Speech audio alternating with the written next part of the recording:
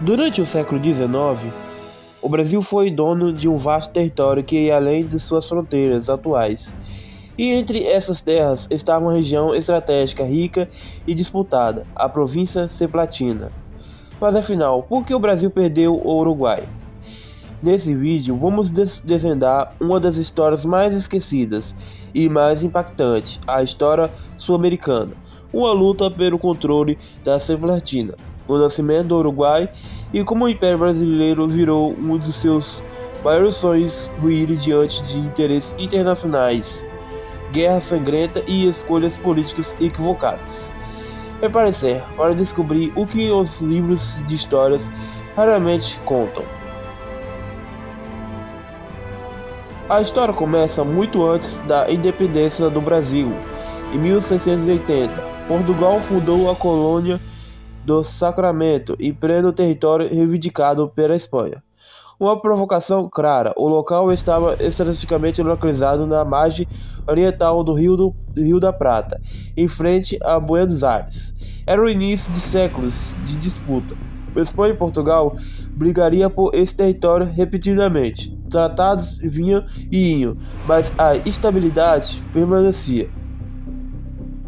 O Tratado de Madrid, em 1750, tentou organizar as fronteiras, mas foi anulado. Em 1777, o Tratado de Santo Ildefonso entregou a região aos espanhóis. Portugal recuou, por enquanto. Em 1816, com as guerras napoleônicas enfraquecendo a Espanha, o reino de Portugal, já sediado no Brasil, viu a oportunidade. Liderado pelos generais Carlos Frederico Loco, as tropas portuguesas invadiram a banda oriental e tomaram Monterrey em 1817. Era o início da ocupação. Mas eles não estavam sozinhos. José Artigas, herói da resistência local, tentou impedir o avanço português. Derrotado, fugiu para o Paraguai. Em 1821, os portugueses, agora aliados ao Império do Brasil, recém-independente, anexaram oficialmente a região, que passou a ser chamada Província Seplatina. A Seplatina não era só um pedaço de terra, era uma joia estratégica. Com ela, o Brasil tinha acesso direto ao Rio da Prata, dominava a entrada do sul do continente e fazia frente à crescente influência das Províncias Unidas do Rio da Prata, o que hoje conhecemos como Argentina. Além disso, a região era economicamente promissora. A produção agropecuária, comércio fluvial e proximidade com centros e economias. Perder a Seplatina seria para o Império perder uma vantagem estratégica contra seus principais rivais. Mas nem todos estavam felizes. A população local, composta em grande parte por crioulos descendentes de espanhóis, sentia-se estrangeiros dentro do Império do Brasil. O controle brasileiro era autoritário e a elite local não tinha representação política. Em 1825, um grupo de 33 revolucionários, liderado por João Antônio Levy, cruzou o rio Uruguai e proclamou a independência da Seplatina. Era o início da Revolução Seplatina.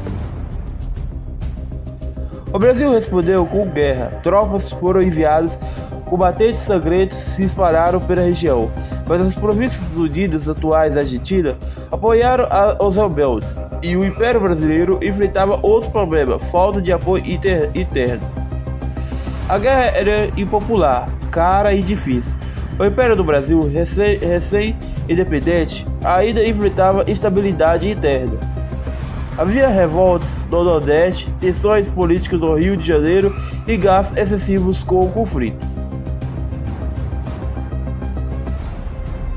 A derrota brasileira na Batalha de Ituzaingó em 1827 foi um duro golpe moral, embora não decisiva militarmente. Ela mostrou que a vitória custaria caro demais.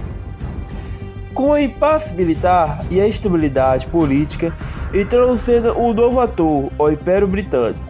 Os britânicos, interessados em manter o equilíbrio regional e assegurar o livre comércio no Rio da Prata, pressionavam os dois lados para acabar com a guerra. Em 1828, Com o apoio da Inglaterra, foi assinado o Tratado do Rio de Janeiro. O Brasil reconhecia a independência da província Semplatina. Nascia ali o estado oriental do Uruguai. A perda da Semplatina foi vista por muitos como humilhação. O Império perdia sua única província além do Rio da Prata. O sonho de um Brasil com influência platina havia sido enterrado. A derrota desgastou ainda mais a figura de Dom Pedro I, que abdicaram do trono poucos anos depois, em 1831. Internamente, o Império mergulhava em uma crise de identidade e de estabilidade.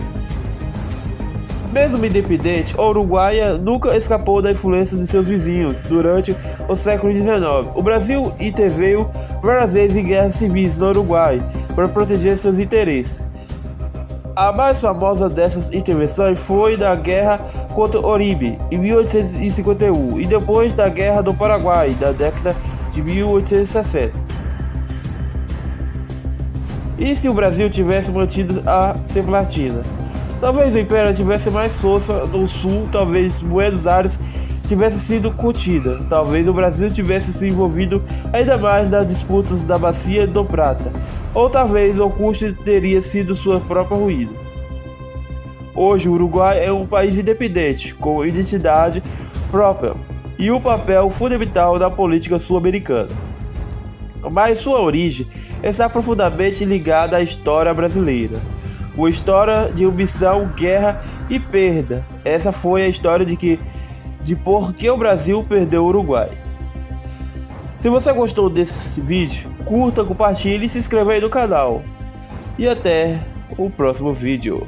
Tchau, tchau.